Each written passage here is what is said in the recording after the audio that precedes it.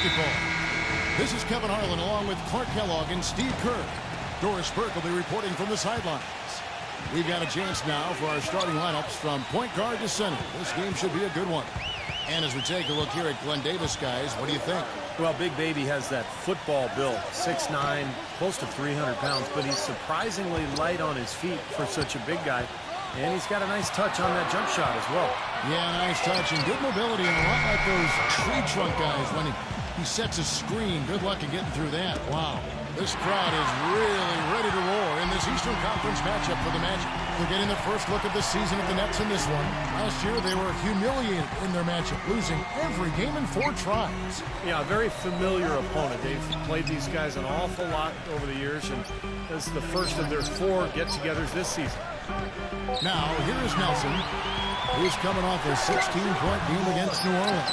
He was exquisite in that game, Kevin. It wasn't just the scoring, it was the passing, too. And his teammates, you could tell, were just really enjoying playing with him. Vucevic, and here, there's a whistle. He was going up for a layup, and while it looked like there was some contact, I wasn't sure they were going to call it a foul shot or not, but sure enough, they have. So we've got a couple of free throws coming up.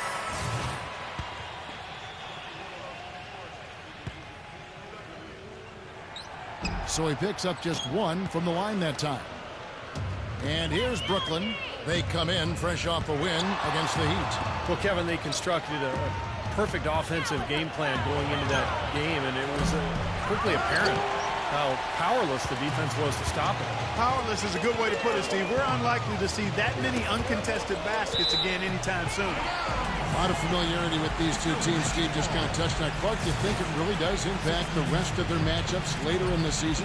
Absolutely, Kevin. It sure does. I mean, because for the winners today, they now know what game plan brought them success. So they've got a blueprint for the next meeting. For the losers, it's back to the drawing board for adjustments. Poor shooting from him this quarter. His shooting percentage nowhere near where he'd like it to be. Yeah, he put himself in great position to finish that break off, guys. Yep, right to the rack. Let's catch up with Doris from the sideline. Thank you, Kevin. The Magic head coach and I had a chance to talk just for a bit. One of their harder tasks in this game will be finding a way to slow down the explosive scorer, Joe Johnson. He said there isn't any one answer, as Johnson can and will play so many different roles in an offense throughout the course of the game. He said he can initiate plays as well as finish plays. We'll just have to make sure we don't lose track of them. Guys? And thanks for that story, Doris.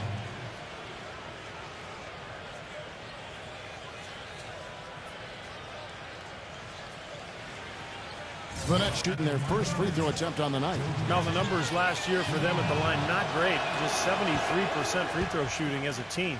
And those aren't the kind of numbers they can afford to repeat throughout this season.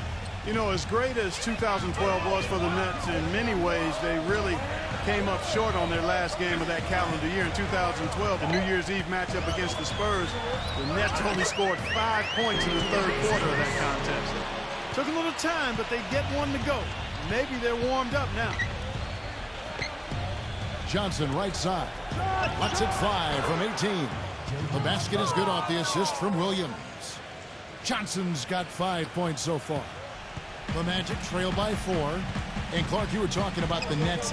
They went from looking like a team that could compete for a title to a team that, while still talented, Steve, and a lot for the playoffs, was a little closer to the middle of the pack than they thought. Well, with the hot start they got off to, I think it was just a matter of time before they hit a cold stretch. And never fun to be held to just 5 points in a quarter. And that game had a lot of Nets fans wondering how the rest of the season would go. But, hey, they got it back together and still finished off pretty well. Now, this is why the breakaway rim was invented. For plays just like that. Well, he almost brought the whole thing down, Clark, by hanging on that long. Yeah, he did. It was a great dunk and also a great game we've got here. Now here's Pierce. 9 points last game. Good. You know, even though he's older and won't be putting up points in the mid-20s like he once did with regularity, when you talk about clutch shots and somebody you want to take clutch shots, Paul Pierce is still one of your guys. And here's a follow. After the three-pointer from Joe Johnson. Kicks it to Harris. Shot clock at 6. Here's Davis. Garnett with the block. And they force the shot clock violation. Great D. Here are the top distributors from last season. These guys always seem to find the open man. Number 5 is Darren Williams. He was one of the best distributors of the basketball all season long and was really one of his team's bright spots a year ago.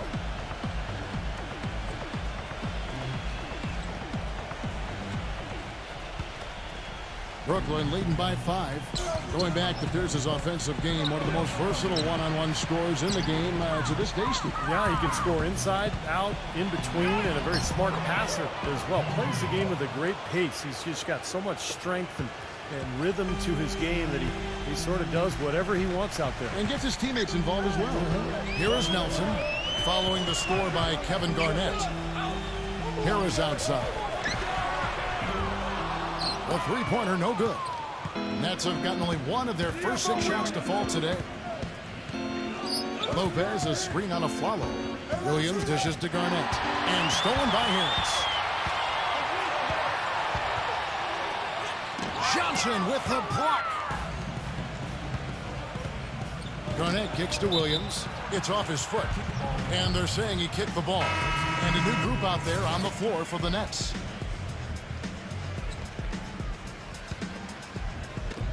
We've got 1:28 left to play in the first quarter. Watch the pass to Taylor. Off target there. That would have pushed the lead to double digits. Price against Taylor. And out of bounds as Brooklyn gains possession. Well, let's take a look at where Orlando ended up, Kevin, rank-wise in the league last year. 10th in assists, 11th in fewest turnovers per game. And they were in the top half of the league in team rebounding as well. I think that speaks to the fact that this team aggressively goes after the basketball at every position. And I think really the key to their success, Clark, is what you talked about with the assists, because they're a top 10 team in the league thanks to a lot of unselfish play. They really like to move the ball, and when they found their offensive groove and passed the ball well, they were tough to beat. Now here's Taylor following the miss by Hito Turco. Kept alive. Kirilenko dishes to Taylor. Here's Blotch. A second chance effort. No good. Nice D from Maxiel. Looking at the last game for Orlando, it was a loss to the Pelicans. And guys, had their free throw shooting been anywhere near up to par, I think it would have changed everything in that game. No doubt about it. I mean, there is a carryover effect when you're not having success at the line. It infiltrates other parts of your game. Taylor attacking. Kirilenko. And again, it's the Nets missing. The Magic trail by 5. And Oladipo kicks to Maxiel. That's good. You know, they've scored several times already here in the first quarter down low. I like that. Yeah, me too, Clark. I think anytime you have success pounding the ball inside, you got to continue to go to the well. They get the rebound. The shot is off. A good close contest so far.